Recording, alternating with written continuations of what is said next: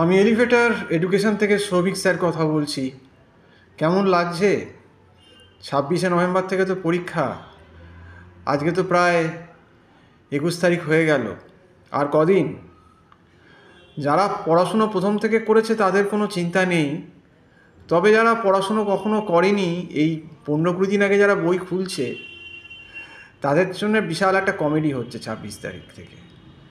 তো যাই হোক, 26 তারিখ থেকে ম্যাকআউট ইউনিভার্সিটির এক্সাম এবং একটা বিচার প্রক্রিয়াও শুরু হবে।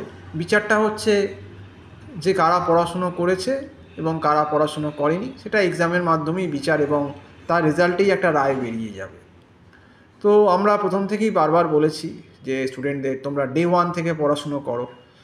পড়াশুনোটা কোনো ছ্যাবলামোর জায়গা না, বিশেষ করে তোমরা যখন এত হাই কোর্সে ভর্তি হচ্ছ, একটা গ্র্যাজুয়েশান লেভেলে। সবাই ম্যাকআউট মানে সবাই জানে ম্যানেজমেন্ট, আইটি, ইঞ্জিনিয়ারিং, এই সমস্ত বেশ মানে ভ্যালুয়েবল কোর্সে তোমরা অনেক পয়সা দিয়ে অ্যাডমিশান নিচ্ছ।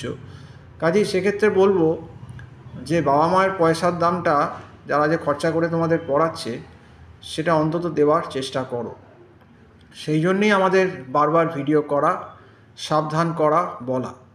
তবে আমাদের এই বলাকে কেউ থামাতে পারবে না। আর এই তোমাদের যারা এই কমেন্টে একটু মাঝে মধ্যে উদ্ভট কথা লেগে, তাদের কথা দেখে আমাদের হাসি পায়, মজাও লাগে এদের কথা শুনলে। তো যাই হোক, তো এই সামনেই 26 তারিখ থেকে পরীক্ষা।